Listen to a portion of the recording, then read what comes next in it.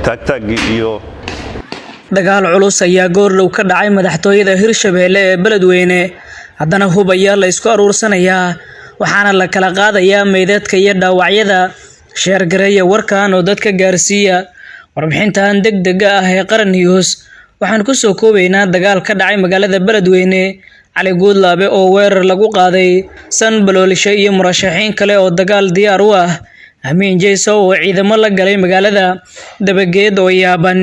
iyo xirada Lamagalaay oo dhashiikayaal iyo hubka culus la isku qaatay faafahinta ayaan gudagalaynaa ee sheerdhaha oo hadda ku faafiya gruubyada si dagaalka loo qaboojiyo xalna loo helo wahagaagaynu ku bilownay wararka uu helayo Qaran News ayaa sheegaya in magaalada Beledweyne xarunta gobolka Hiiraan uu ka dhacay dagaal dhaliyay khasaare isugu jira dhimasho iyo dhaawac dagaalka ayaa ka dhacay afaafka hore ee madaxtooyada Lamagalaay halkaas oo ay degan yihiin madaxda ugu sareysa maamulka Hirshabelle sidoo kalena ay ku sugan yihiin inta ugu badan murashaxiinta u taagan kuraasta 12 ah ee taalla magaalada Beledweyne ee xarunta gobolka Hiiraan saacadihii la soo dhaafay ayaa xaaladda magaalada ahayd mid aan wanaagsaneyn iyadoo laga cabsi qabay in dagaal uu dhaco walow maanta uu dagaalkaasi dhacay waxaa dagaalkan uu ku saleysan yahay khilaaf u dhaxeeya madaxda ugu sareysa iyo kuraasta doorashada oo la isku haysto murashaxiinta qaar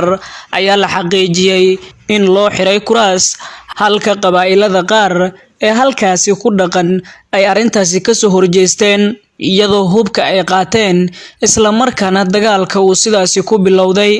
dagaalkan oo ka dhashay dhimasho iyo dhaawac hubka noocyadiisa kala duwan la isu adeegsaday ayaa xilligan la xaqiijiyay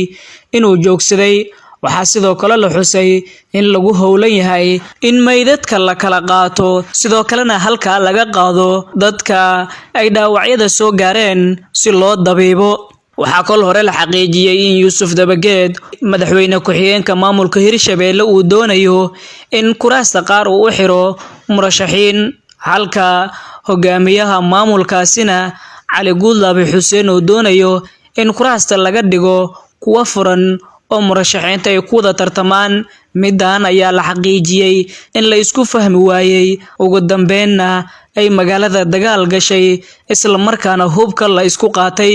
Sambalolshe iyo murashaxiin kale oo xilligan ku sugan magaalada Beledweyne ayaa la xaqiijiyay in ay diyaar u yihiin in ay dagaalamaan si kuraastooda ay u helaan ayaga oo markaasi sheegaya inaysan raalli ka noqonayn in kuraastooda loo xiro shakhsiyaad gaar ah isla markaana ay dagaal ka xigaan sidoo kale beelaha qaar ayaa la xaqiijiyay in hubkooda ay qaateen oo iyana ay dagaal halkaasi ka kiciyeen waxaa sidoo kale la sheegay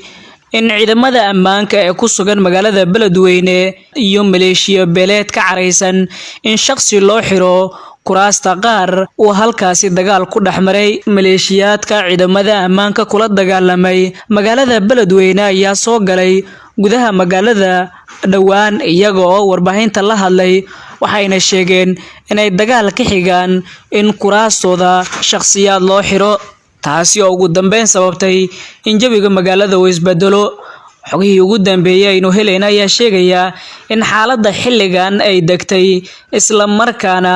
lagu howlan yahay sidii nabadda magaalada looga shaqeyn lahaa kuraasta doorashada ayaa qaarkood la xaqiijiyay in dib loo dhigay ayada oo laga fiirsanayo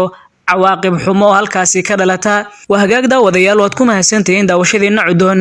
fadlan muuqaalka sheer gareeya sheer ku dhaha gruubyo badan oo saaxiibadiina la wadaaga ka mid noqda saaxiibada ku xiran Qaran News ee kala socda xogihii ugu dambeeyay ee Soomaaliya